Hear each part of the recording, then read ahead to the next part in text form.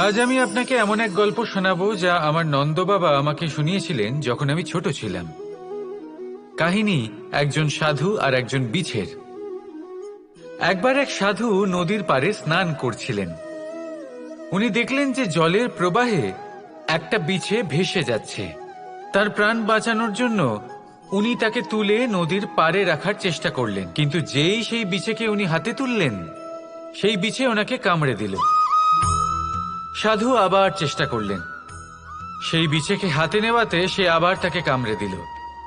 আরও একবার চেষ্টা করাতে ওনার শিষ্য ওনাকে জিজ্ঞেস করল, এ আপনি কি করছেন গুরুদেব? এসব কি হচ্ছে? আপনি তারই প্রাণ বাঁচানোর চেষ্টা করছেন যে আপনাকে কামড়ে দিচ্ছে। গুরুদেব উত্তর দিলেন যে ও বিছে হয়েই নিজের কর্ম করছে, নিজের প্রবৃত্তি, নিজের ব্যবহার বদলাচ্ছে না। তাহলে আমি সাধু হয়ে তা কেন বদলাবো? এর তাৎপর্য হলো সরল, যে সংসারে কিছু মানুষ আছেন যারা হয়তো খারাপ, দুষ্ট প্রকৃতির, আর হয়তো তারা কখনোই বদলাবেন না, কখনোই কোনো পরিবর্তন আসবে না। কিন্তু তার মানে এই নয় যে আমরা আমাদের কর্ম করা ছেড়ে দিই, আমরা আমাদের প্রচেষ্টা ছেড়ে দেব। আগে না, আমাদের তো করতেই হবে, কারণ ইতিহাস সাক্ষী আছে যে এই চেষ্টা এই সংসারের ধারাকেও বদলে দিতে পারে। তাহলে আপনিও আসুন আর আমার সাথে ভালোবেসে বলুন, রাধা রাধা। মানুষ এক অত্যন্ত বিচিত্র প্রাণী। পরিকল্পনা করে, ষড়যন্ত্র করে, প্রচেষ্টা করে, কাউকে পরাজিত করার চেষ্টাও করে। সাপকে একটা দড়ি মনে করে হাতে চেপে ধরার চেষ্টা করে, কিন্তু একটা কথা বুঝতেই পারে না, সময়ের এই সাপ, এটা হাতে চেপে ধরাই যায় না। আর আপনি যা করবেন তা আবার ফিরে আসবে আপনারই সামনে। দেখুন, এতে কিছুই যায় আসে না যে আপনি কুম্ভকারের পুত্র নাকি কৃষ্ণের পুত্র। যদি আপনি অনুচিত কর্ম করেন তাহলে আপনার সাথেও অনুচিতই হবে, অশুভ কর্ম করলে আপনার সাথেও অশুভই হবে। কুরু বংশ অত্যন্ত মহান বংশ ছিল। এই কুরু বংশ কি হলো তার সাথে? একটা গোটা বংশ বয়ে গেল, কারণ ওনাদের উদ্দেশ্য অশুভ ছিল। অন্যদিকে 5 জন বনবাসী পাণ্ডব মহাভারত বিজয়ী হলেন, কারণ তাদের উদ্দেশ্য শুভ ছিল। তাই মনে রাখবেন, শুভ অগ্নি প্রজ্বলিত করবেন, শুভ তাপ সঞ্চার হবে। অশুভ অগ্নি প্রজ্বলিত করবেন, নরকেই জ্বলতে হবে। তাহলে আসুন আর আমার সাথে ভালোবেসে বলুন, রাধা রাধা। প্রেম এই সংসারে এসেছিল এই সংসারকে প্রেমের শিক্ষা দেওয়ার জন্য, এই জীবনের সুখের অনুভূতি আসলে কি তা শেখানোর জন্য। কিন্তু যদি সত্যি কথা বলি, তো আমি নিজেই প্রতিদিন প্রেমের নতুন নতুন স্বরূপ দেখতে পাই, প্রেমের একটা নতুন অনুভূতি প্রত্যেক নতুন দিনে। আর তার কারণ হলো এই প্রেম অনন্ত, এ হলো দৈব। প্রেম হলো এই সংসারের সব থেকে বড় ঢাল এবং সব থেকে বড় অস্ত্র। এই প্রেম ছাড়া না কোনো ন্যায় হয় আর না কোনো শাস্ত্র, না জীবন আছে আর না অন্ত। এবার যদি এই প্রেম মনের মধ্যে বাস করতে শুরু করে, তাহলে কখনো কোনো সমস্যাই হবে না, আর যদি হয়েও থাকে তাহলে তা স্থায়ী হবে না। এই প্রেম কি না করতে পারে? এই প্রেম সমস্ত সমস্যা মিটিয়ে ফেলতে পারে, আপনার মনের মধ্যে অহংকারকেও বিনাশ করে দিতে পারে, আপনাকে সাক্ষাৎ ঈশ্বরের সাথে দেখা করাতে পারে। তাই প্রেমের দ্বারা প্রয়াস করতে থাকুন, এই সংসারের প্রত্যেক মানুষকে, প্রত্যেক বস্তুকে, প্রত্যেক জীব জন্তুকে ভালোবাসবেন। আর এই প্রেমের দ্বারাই বলুন, রাধা রাধা। মানুষ অসুস্থ কেন হন? শারীরিক দুর্বলতার কারণে? না, মানুষ অসুস্থ হন তার মানসিকতার কারণে, তার বিবেকের কারণে, তার কর্মের কারণে, তার ক্রোধের কারণে। আর যখন কেউ সুস্থ হন, ঠিক হয়ে যান, তার মানে এটা নয় যে শুধু ওষুধের জন্য তিনি সুস্থ হয়েছেন। না, এটা কারোর তার প্রতি প্রেমের প্রভাব, বিশ্বাসের প্রভাব, সম্বলের প্রভাব। শুধুমাত্র ওষুধ দিয়ে কিছুই হয় না। যদি মনে প্রেম থাকে, বিবেক থাকে, বিশ্বাস থাকে, সম্বল থাকে, তবেই সেই ওষুধ কাজ করতে পারে। তাই মনে রাখবেন, এই জীবন হলো অত্যন্ত ছোট। মনে প্রেম ভাব রাখুন, মিত্রতা করুন, শত্রুতা নয়। ভালোবাসুন, বিদ্বেষ নয়। আর এই ভালোবাসার সাথেই বলুন রাধা রাধা। পিতা আর পুত্রের সম্পর্ক অত্যন্ত মধুর হয়ে থাকে। পিতা স্বপ্ন দেখেন, তাকে পূর্ণ করার সকল সম্ভাব্য চেষ্টা করেন, কিন্তু তাও অনেক সময় ওনার স্বপ্ন অপূর্ণ থেকে যায়। তখন পিতা ভাবেন যে স্বপ্ন উনি পূর্ণ করতে পারেননি, ওনার সন্তান তা অবশ্যই পূরণ করবে। যে স্থানে উনি কখনো পৌঁছতে পারেননি, সেই স্থানে ওনার পুত্র অবশ্যই পৌঁছবে। পিতা নিজের সন্তানের ভবিষ্যৎ নিয়ে সেই স্বপ্ন দেখেন, আর যখন সেই সন্তান সামনে এগোতে থাকে, তখন তার দুঃখ হয় না, বরং গর্ব হয়। ওনার ভালো লাগে এটা দেখে যে ওনার সন্তান অনেক উন্নতি করছে। কিন্তু যখন সন্তান নিজের অভিভাবকের শক্তি দেখে, তার যশ দেখে হিংসা করতে থাকে, সমস্যা সেইখানেই শুরু হয়। সেই জন্য সকল সন্তানকে এটা মনে রাখতে হবে। দেখুন, পুত্র হবার সুবাদে, এক সন্তান হবার সুবাদে, এটা হলো আপনার অধিকার যে আপনি আপনার পিতার থেকে বেশি উন্নতি করবেন। আপনার পিতাও এটাই চান, কিন্তু সুস্থভাবে এটা করুন। একটা রেখা টেনে নিন, যাতে আপনি তাতে এগোতে পারেন আর আপনার পিতার তাতে গর্ববোধ হয়, আর সেই বিষয়ে দুঃখ না হয় যে আমার সন্তান আমাকেই ছোট করার চেষ্টা করছে। ইতিহাস সাক্ষী রয়েছে, যে মানুষ অন্য কাউকে ছোট করার চেষ্টা করেছেন, সেই মানুষই ছোট হয়ে গেছেন। আর আমার মনে হয় না আপনি এটা চান, কারণ কোনো একদিন আপনিও কারোর পিতা হবেন। আসুন আমার সাথে ভালোবেসে বলুন রাধা রাধা। সাথী। সাথী এই শব্দটির ব্যাখ্যা কে কিভাবে করে? মিত্র, সখা, বন্ধু। কিন্তু অর্থ একটাই, তিনি যিনি আপনার সঙ্গী হন আর তিনি যার সাথী আপনি হন। এবার সব থেকে বড় প্রশ্ন হলো এটাই যে তিনি কে হতে পারেন যাকে আপনি আপনার সাথী বলে মেনে নিতে পারেন, নিজের সখা, নিজের মিত্র, নিজের বন্ধু মেনে নিতে পারেন।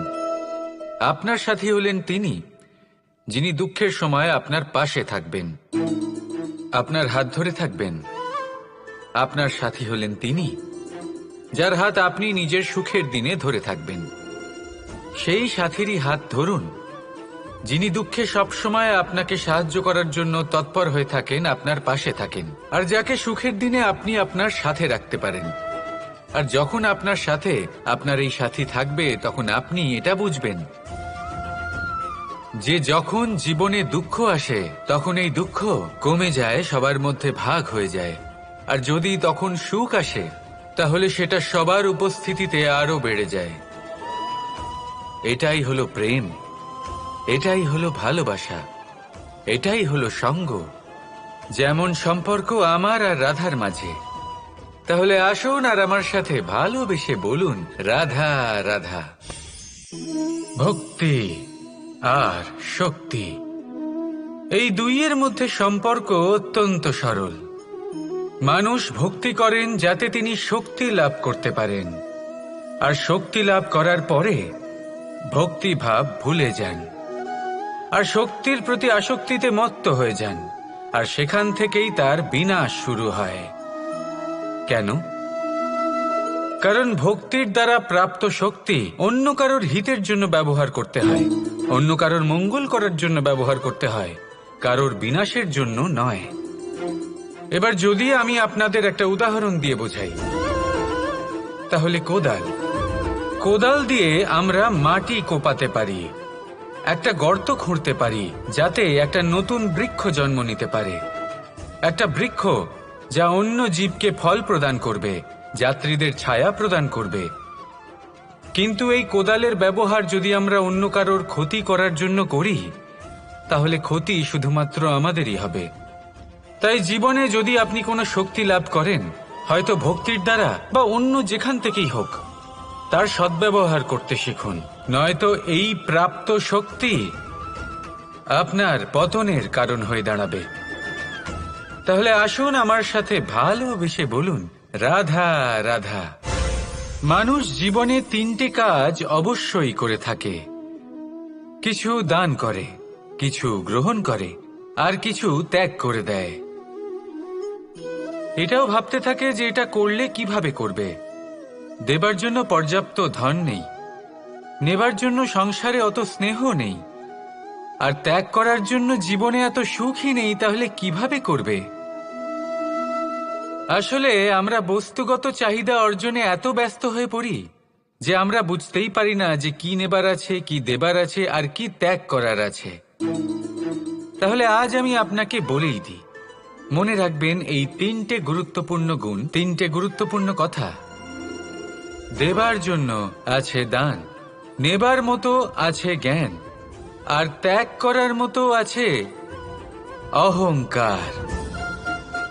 যখন আপনি দান করতে শিখে যাবেন, জ্ঞান অর্জন করার শক্তি আপনা থেকেই আপনার মধ্যে চলে আসবে। আর যখন এই জ্ঞান আপনার মধ্যে প্রবেশ করবে, অহংকার আপনা থেকেই আপনার থেকে দূরে চলে যাবে।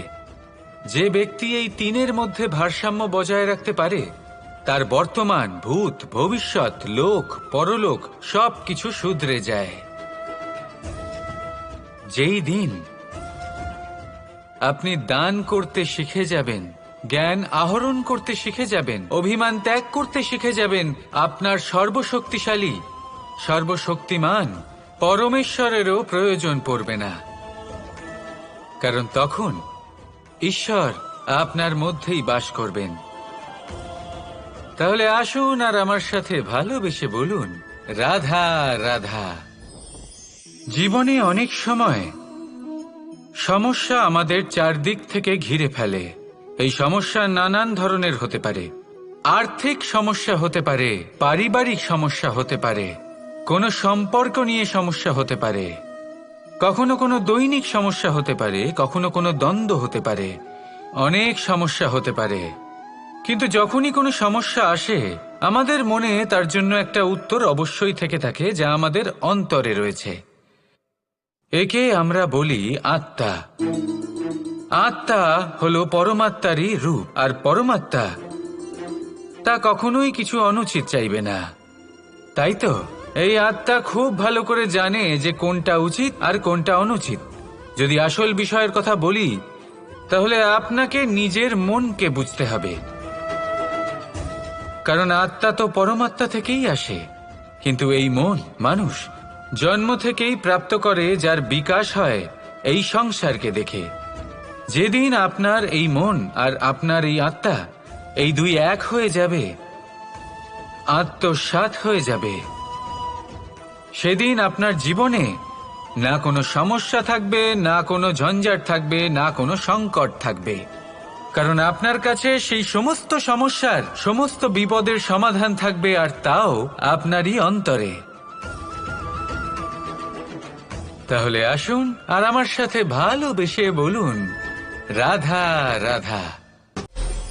কথায় আছে, প্রত্যেক পুত্র তার পিতার প্রতিচ্ছবি হয়, আর সমস্ত প্রতিচ্ছবি চায় যেন সে তার অস্তিত্ব প্রাপ্ত করতে পারে। পুত্র চায় সে যেন তার পিতার মতো হয়, বা কখনো কখনো তার থেকেও শ্রেষ্ঠ হয়। সেটা কোনো অনুচিত ব্যাপার নয়। অনুচিত তখন হয় যখন পুত্র নিজের পিতার মতো হবার স্বপ্ন পূরণ করতে গিয়ে, বা তার থেকেও শ্রেষ্ঠ হওয়ার স্বপ্ন পূরণে অনুচিত পথের আশ্রয় নেয়। কারণ তারপরে সে তার পিতার গুণগুলি আত্মসাৎ করতে চায় না। সে শুধুই এটা চায় যে সংসারের চোখে যেন আমি শ্রেষ্ঠ প্রমাণিত হই। এটা অনুচিত। সংসারে এমন অনেক মানুষ আছেন যারা এই কারণে শ্রেষ্ঠ হওয়ার চেষ্টা করেন যাতে তার পরিবারের, তার পিতার সম্মান বৃদ্ধি পায়। এমনও মানুষ থাকেন, আর এটাই হলো পার্থক্য উদ্দেশ্যের। মনে রাখবেন, যদি আপনার উদ্দেশ্য শুভ হয় তাহলে পথও শুভ হবে, যদি আপনার উদ্দেশ্য অশুভ হয় তাহলে পথও অশুভ হবে। তাহলে নিজের পিতার মতো হবার চেষ্টা অবশ্যই করুন, তার থেকেও শ্রেষ্ঠ হওয়ার চেষ্টা অবশ্যই করুন, কিন্তু মনে রাখবেন আপনার সংকল্প আর আপনার উদ্দেশ্য এই দুই শুভ হওয়া উচিত। তাহলে আসুন আর আমার সাথে ভালোবেসে বলুন, রাধা রাধা। শক্তি এক অত্যন্ত বিচিত্র বস্তু, বা বলতে পারেন অনুভূতি। পিতা সবসময় চান যেন তিনি তার শক্তি পুত্রকে সঁপে দিতে পারেন, যাতে সে শক্তিশালী হয়, যাতে তার মঙ্গল হয়। তার পুত্র সবসময় চায় যাতে সে পিতার সেই শক্তি লাভ করে, কিন্তু সেই শক্তি লাভ করার জন্য পুত্র হওয়া যথেষ্ট নয়, যোগ্য পাত্র হতে হয়। আসুন আপনাকে সহজে বোঝাই। যদি আপনি সুপাত্র হন আর আপনাকে শক্তি দেওয়া হয়, তাহলে আপনি সেই শক্তির গুরুত্ব বুঝবেন, কোথায় সেই শক্তি প্রয়োগ করা উচিত সেটা বুঝবেন। আর এটা যেহেতু অর্জন করা শক্তি হবে, সেই শক্তির অপব্যবহার হবে না। কিন্তু যদি এই আপনি কুপাত্র হন আর যদি আপনাকে এই শক্তি দেওয়া হয়, তাহলে কি হবে? দেখতে গেলে এই শক্তি আপনি দান হিসেবে পেয়েছেন, তাই না আপনি এই শক্তির গুরুত্ব বুঝবেন আর না এর প্রয়োগ আপনি জানবেন। তার অপব্যবহার হওয়া সুনিশ্চিত। তাই যদি আপনি কোনো শক্তি অর্জন করতে চান, তাহলে আগে তার যোগ্য হয়ে উঠুন, পুত্র নয় পাত্র হয়ে উঠুন। আর আমার সাথে ভালোবেসে বলুন, রাধা রাধা। আজকাল আপনি দেখে থাকবেন যে মা বাবা শুধুমাত্র সন্তানকে ভালোবাসেন তা নয়, তাদের মোহেও জড়িয়ে পড়েন। বিদ্যালয়ে যখন পাঠান তখন সমস্ত সুযোগ সুবিধা দিয়েই পাঠান, চেষ্টা করেন যে সবসময় যেন সন্তান তাদের চোখের সামনেই থাকে। কিন্তু ভুলে যান এক অত্যন্ত গুরুত্বপূর্ণ কথা, যে সন্তানকে এক নতুন দৃষ্টিভঙ্গি দেওয়াই হলো ওনাদের কর্তব্য। সেই জন্য পুরাতনকালে শিষ্যদের গুরুকুলে পাঠানো হতো, বাড়ির থেকে দূরে। কারণ বাড়ি ছেড়ে যাওয়া এক সন্তানের জন্য, এক শিষ্যের জন্য অত্যন্ত শুভ লক্ষণ হয়।